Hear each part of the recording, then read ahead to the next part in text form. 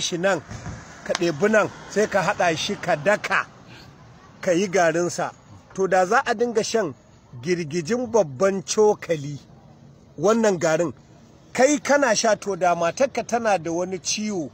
a jikinta mummuna ba za ka ɗauke shi ba, zai baka kariya dangane da biran ɗaukar cututtuka. Haka ita ma da za ta dinga sha a nono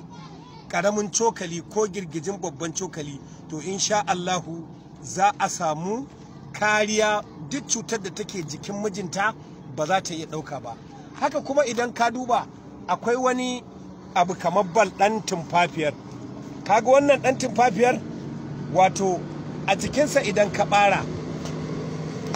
akwai wannan abin da ake kira barkonan tsohuwa, to cire shi ake yi. Idan aka cire shi gashi sai ka zubar da shi, shi ma yana da amfani, amma an ka cire shi ɗan haka za ka bar shi, sai ka shanya wannan ɗan ya bushe, sai a daka garinsa. Ba a sha shi, da za a sha shi in amai ya ƙi fitowa to amayau ne, kada shan ƙaramin cokali ka sha ruwa yanzu za ka yi amai, to wannan aman da ake yi shi yasa ba ma so a sha.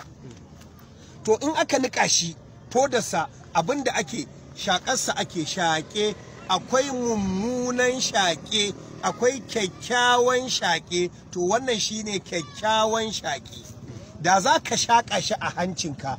ka shaƙa shi, to duk masifar da take cikin kanka, a'a matsalar ciwon kai ne, a'a matsalar faduwa ne, a'a duk wani abin da zai iya kawo ma matsalar cikin kwakwalwa, to ka samu nasara. Akwai wani bawan Allah da ake kiransa Malam Ahmadu mai ɗaura mahaukata, wannan shi ya bani wannan lakanin, aikinsa kenan warkar da mahaukata, da wannan abin yake warkar da mahaukata. Kenan ashe idan mutum ina samun ya samu tabuwar kwakwalwa, in dai za a dinga shaka masa, in ba za a iya ba akwai biron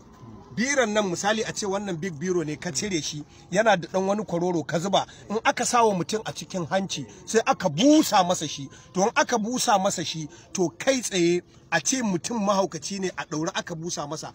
cikin minti 15 ku sake shi, zai dawo hayyacinsa, kansa zai warware. Don haka shi kuma wannan icen da ka gan shi ana busar da shi, in aka busar da shi ko kuma a sassaƙi wannan gashi jikinta a sassaƙe shi gashi, idan aka sassaƙe shi, shi kuma abin da ake yi masa zuba shi ake a garwashi ko a ɓalli icenta, gashi icenta ana iya ɗora shi akan huta. To in dai matsala ce ta ciwon haƙori, buɗe bakinka ka dinga zuƙar hayaƙin, to da izinin Allah wannan hayaƙin da yake shiga ta hanci ta bakinka, kan wani lokaci za ka